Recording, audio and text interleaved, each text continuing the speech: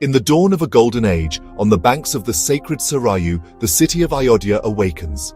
Its temples bathed in sunlight, its palaces gleaming with promise.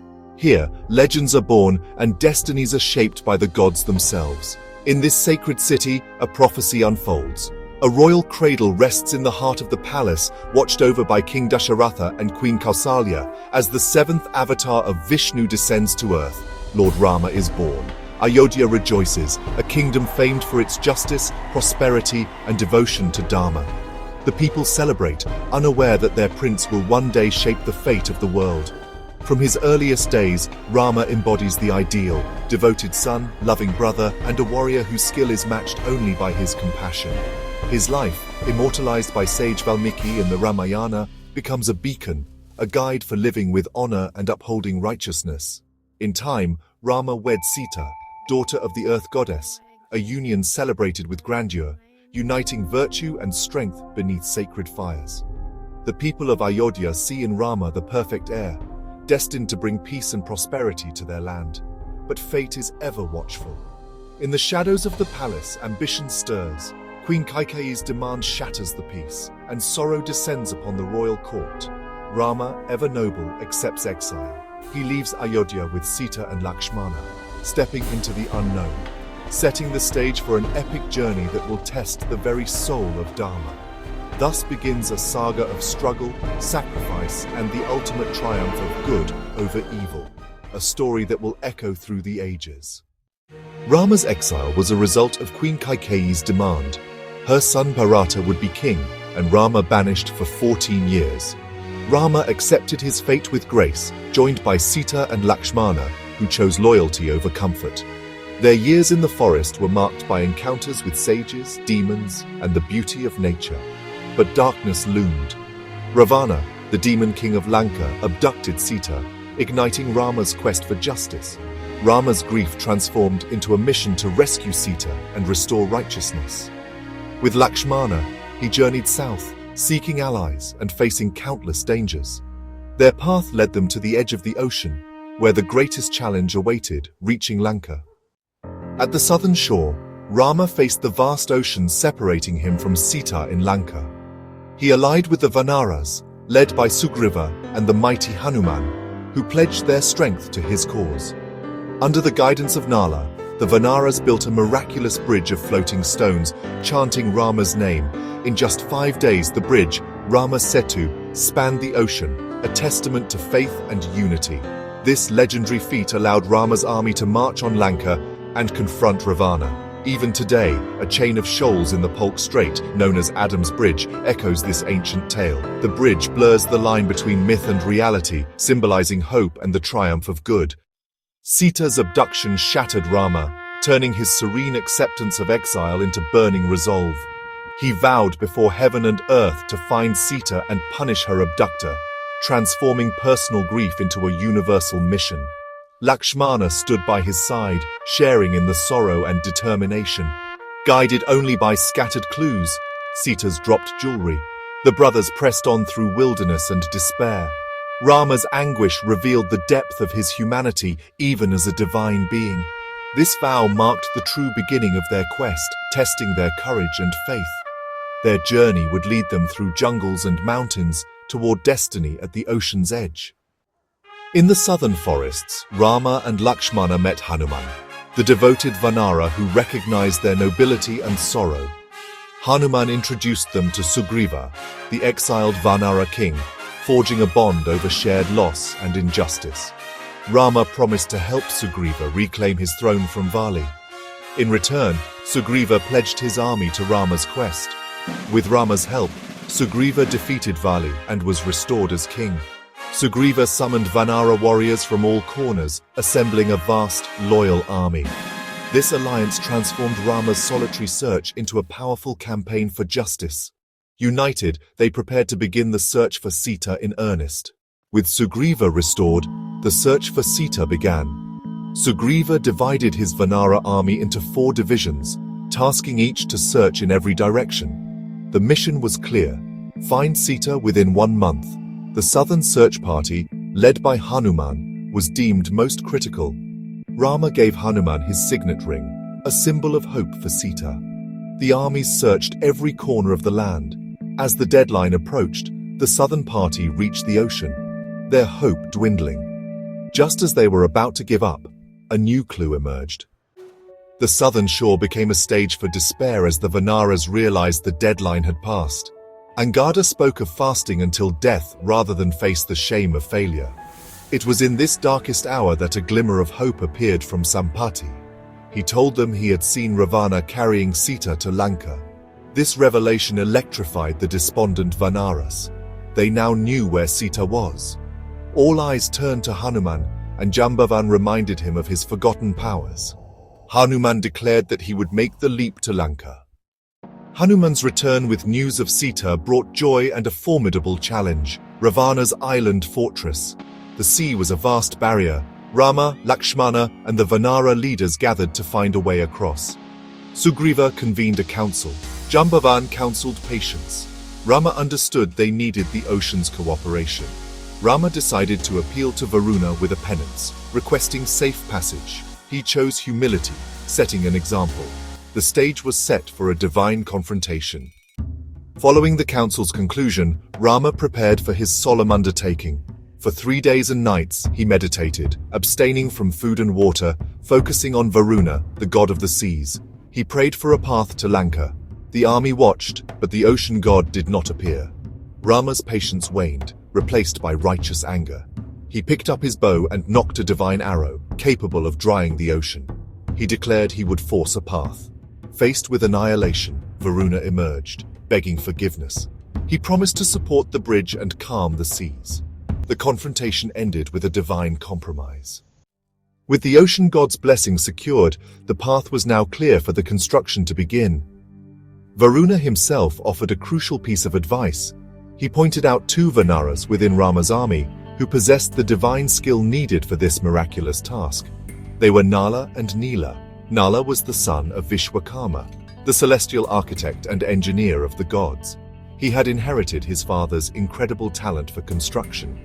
Nila, another mighty Vanara commander, was also blessed with a similar boon. Varuna explained that any stone, rock, or even mountain that Nala and Nila touched and cast into the sea would not sink. It would float upon the surface, held aloft by the ocean's support. This revelation was the key they had been missing. It was the perfect fusion of divine will and practical engineering. Rama immediately summoned Nala and Nila and entrusted them with the monumental task of designing and supervising the construction of the bridge. Nala, stepping into his role as chief architect, surveyed the vast expanse of water. He used his innate knowledge to plan the bridge's trajectory, its width, and its structure. He formulated a plan that was both ambitious and achievable. The bridge, or Setu, would be 10 leagues wide and 100 leagues long, stretching from the Indian coast at Rameswaram all the way to the shores of Lanka. The plan was not just about floating stones. It was a sophisticated engineering project. Nala instructed the Vanaras to bring massive boulders, but also entire trees, logs, and smaller stones. The larger rocks would form the foundation and the main structure, while the logs and smaller materials would be used to bind them together and create a stable, level surface for the army to march upon. He acted as both a brilliant engineer and a commanding general, organizing the vast workforce into efficient teams. His instructions were clear and precise, ensuring that the colossal undertaking would proceed in an orderly and rapid fashion, a true marvel of project management. The Ramayana describes this moment with great wonder. The plan was a testament to the idea that faith and action must go hand in hand. Rama's prayer had provided the divine sanction, and now Nala's plan provided the practical blueprint. It was a clear message that miracles are not just passive events. They require human, or in this case, Vanara effort, skill, and organization. The entire army was filled with a renewed sense of purpose. They were no longer just soldiers waiting for a miracle. They were now active participants in creating one. They were about to become builders of a bridge that would be remembered for eternity. With Nala's plan, the colossal construction began. The Vanara army transformed into a dedicated workforce. Warriors like Hanuman moved mountains. They carried materials to the shoreline, their strength amplified by devotion. The scene was furious, yet coordinated. As Nala touched the rocks and threw them into the sea, the stones floated. The first stones were laid, marking the start of an epic feat.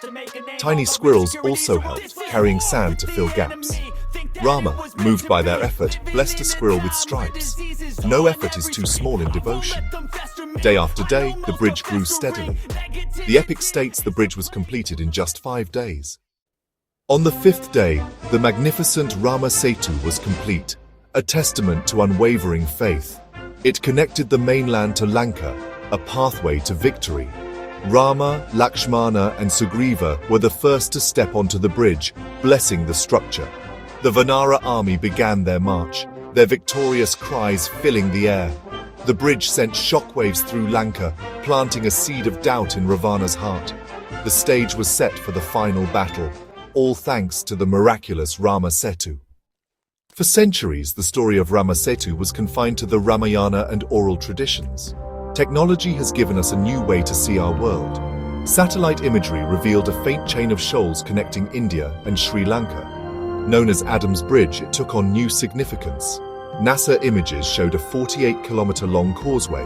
To the faithful, this was physical proof of the Ramayana. The satellite pictures sparked a global conversation, bringing the legend into scientific discourse.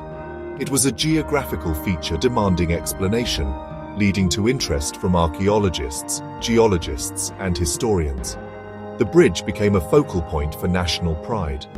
The view from above deepened the mystery, creating an intersection of faith, history, and science. As debate intensifies, scientists offer explanations rooted in natural processes. The prevailing theory suggests Adam's Bridge is a natural tombolo, a spit or sandbar connecting an island to the mainland. A linear ridge of sandbanks, coral reefs, and limestone shoals formed over thousands of years by sediment accumulation in a shallow, low-energy zone. The Polk Strait is dynamic. Wave action, sediment transport, and sea level changes constantly alter coastlines. This geological narrative doesn't sit well with everyone. Some argue a natural formation wouldn't be so linear. Understanding the timeline of sea level changes and comparing it with the Ramayana is crucial to unraveling the mystery. The geological story is compelling but leaves room for questions. One of the most crucial questions in the Rama Setu debate revolves around age. How old is the structure? If the bridge was built during the time of Rama, then its age should align with the timeline of the Ramayana, which is traditionally dated to several thousands of years ago, often cited as being around 7,000 years old. To answer this, scientists have attempted to date the various components of the bridge. This involves analyzing the sandbar on which the shoals rest, as well as the rocks and corals that make up the shoals themselves. The results of these studies have been varied and have only added more fuel to the fire of the debate, pleasing neither side completely. Some scientific studies have focused on dating the sandbar at the base of the structure. These analyses suggest that the sandbar is a relatively recent geological feature, having formed around 4,000 years ago. This finding is interesting because it rules out the possibility of the bridge being a remnant of the much older land connection from the last ice age. However, it does not align perfectly with the traditional 7,000-year-old dating of the Ramayana. This discrepancy leads some to dismiss the connection, while others suggest that the traditional dating of the epic might need to be reconsidered, or that the sandbar formed later, underneath a pre-existing structure. The real controversy, however, lies in the dating of the rocks that sit atop the sandbar. Some investigations have claimed to find that the rocks are significantly older than the sandbar they rest on. For instance, some studies have suggested that the rocks are around 7,000 years old, while the sandbar beneath them is only 4,000 years old. This finding, if accurate, would be extraordinary. It would imply that the rocks did not form there naturally, but were brought from elsewhere and placed on top of a younger sandbar. This is the central piece of evidence cited by those who believe the bridge was constructed, as it directly challenges the purely natural formation theory. However, these findings are highly contested within the scientific community. Skeptics argue that the methodologies used for dating were flawed, or that the samples were not representative of the entire structure. They maintain that the rocks are likely local coral formations that are part of the natural reef system. The process of dating geological and marine formations is incredibly complex and subject to various interpretations and potential errors. As a result, there is no definitive, universally accepted scientific consensus on the age of the different components of Adam's bridge. Beyond the science, the Ramayana mentions the bridge. How could Valmiki have described this specific feature so accurately without modern technology? Believers see the Ramayana as a historical record. The epic describes the Vanara army marching south to Rameswaram and building the bridge to Lanka. Skeptics suggest the bridge legend came later to explain the natural formation. Was the story created because of the place, or did the place give rise to the story? The correspondence between the ancient text and modern satellite images keeps this question at the heart of the enigma. Ultimately, we are left with an unresolved enigma. Adam's bridge exists where faith, myth, history, and science converge. Science offers explanations, but struggles with anomalies. The Ramayana offers a powerful explanation that has stood the test of millennia. For many, the bridge is a sacred relic, a testament to faith. Neither side can provide a knockout blow to the other. Perhaps the true beauty of Rama Setu lies in this ambiguity, challenging our understanding. For millions, the debate over Rama Setu is not a debate at all, but a matter of unwavering faith. From this perspective, the bridge is a sacred testament to a historical truth. Visible from space, it's seen as divine confirmation that Lord Rama walked this earth. The faithful see the bridge as a living link to their divine past. The bridge's existence, precisely where the Ramayana says it should be, is considered a miracle. The believer's standpoint asserts that some truths are accessible only through faith. Any attempt to dismiss it as a mere sandbar is seen as an attack on their faith and heritage. It's a blend of scriptural authority, cultural memory, and a deep connection to the Ramayana. On the other side of the debate stand the skeptics, armed with the principles of scientific inquiry and rationalism. Their approach is not driven by faith, but by a demand for empirical, testable evidence. From their perspective, extraordinary claims require extraordinary proof. The claim that a bridge was built across the sea thousands of years ago by an army of monkeys is certainly extraordinary. Therefore, they argue, it cannot be accepted as historical fact without irrefutable physical evidence that withstands scientific scrutiny. They look at the satellite images and see not a man-made structure, but a fascinating natural geological formation known as a tombolo. The skeptic's retort is grounded in Occam's razor, the principle that the simplest explanation is usually the correct one. A natural process involving sediment deposition and coral growth over millennia is a far simpler and more plausible explanation than a miraculous construction event. Geologists have studied similar landforms all over the world, and Adam's bridge fits the known patterns of coastal geomorphology. They argue that attributing its formation to Lord Rama is an example of mythologizing a natural wonder, a common human tendency seen in cultures across the globe. They suggest that the story was likely created to explain the pre-existing chain of shoals, not the other way around. Skeptics also critically examine the evidence presented by believers. They point to the conflicting and often inconclusive results of dating the rocks and the sandbar. They argue that the claim of older rocks resting on a younger sandbar has not been substantiated by multiple independent studies and could be the result of flawed methodology or sample contamination. Without clear, repeatable data, the scientific community cannot accept the construction theory. They maintain that until someone finds clear signs of ancient engineering, like tool marks, quarries, or remnants of construction equipment, the default assumption must be that the bridge is a product of natural forces. Moreover, the skeptic's viewpoint makes a clear distinction between mythology and history. While they acknowledge the immense cultural and literary value of the Ramayana, they do not view it as a literal historical textbook. Epics, they contend, are rich tapestries of myth, allegory, and moral teaching, often woven around a kernel of historical memory. The story of the bridge may be a powerful metaphor for overcoming obstacles through faith, but that does not make it a factual account of an engineering project. For the skeptic, believing the bridge was built by Rama is a leap of faith, not a conclusion based on objective evidence. The debate between faith and science leaves us with intriguing unanswered questions that neither side can fully resolve. These puzzles keep the mystery of Rama Setu alive. Perhaps the most significant question is about the source of the rocks. To date, no evidence of ancient quarrying has been found. Another major question revolves around the timeline. This period coincides with the Bronze Age and the flourishing of ancient civilizations like the Indus Valley. This chronological puzzle deepens the mystery. The origin of the story itself is a profound enigma. Finally, we are left with the most fundamental question: what constitutes proof? Is it possible that the truth involves elements of both narratives? These unanswered questions ensure that Rama Setu will remain a subject of intense debate and wonder for years to come. In the end, Rama Setu may be more than just a physical or mythological bridge. It serves as a conceptual bridge between two different worlds of understanding. It connects the ancient world of faith, epic poetry, and divine action with the modern world of science, satellite imagery, and geological analysis. The structure forces a conversation between these two realms, which honestly, too often exist in isolation from one another. The debate it sparks is not just about rocks and water, but about how we as humans make sense of our world, our history, and our place in the cosmos. It challenges us to look beyond our own certainties and consider other perspectives.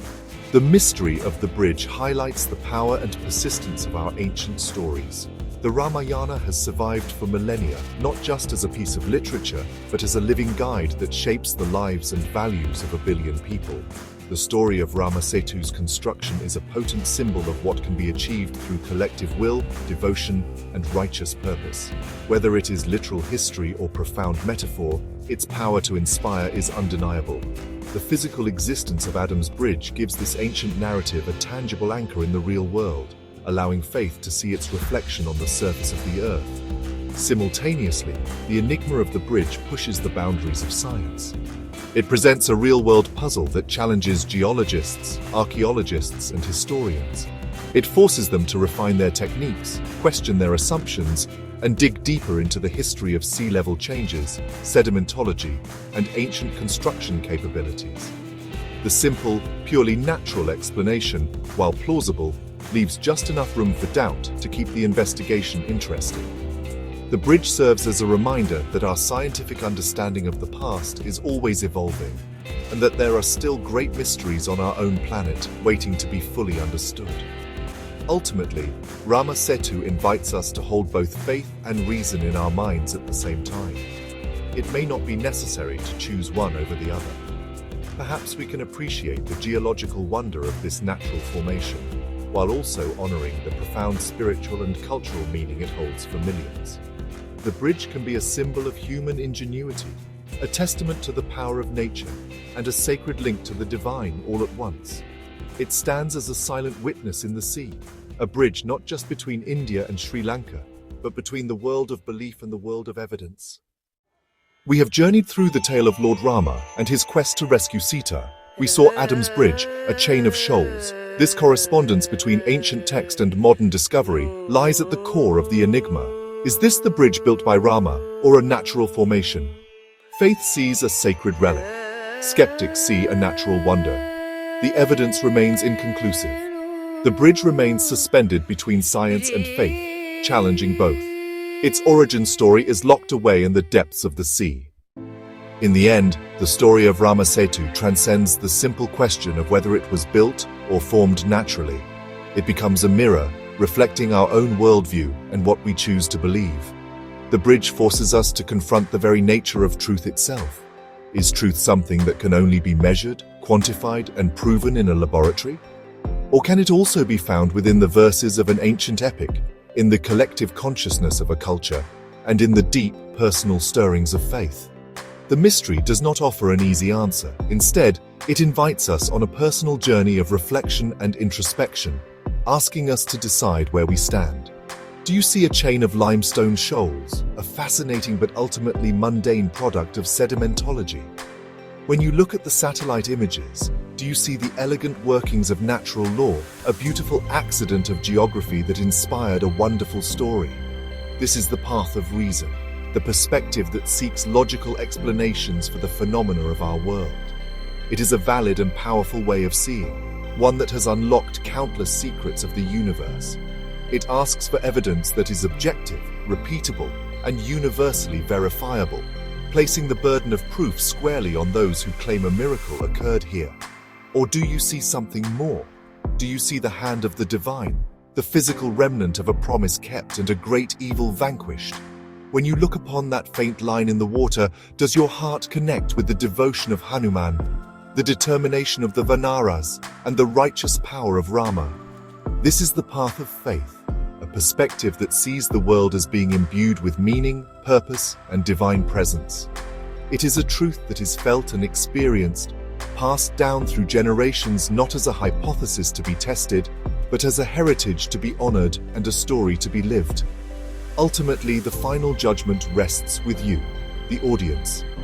The enigma of Rama Setu is a story with no definitive conclusion written by historians or scientists.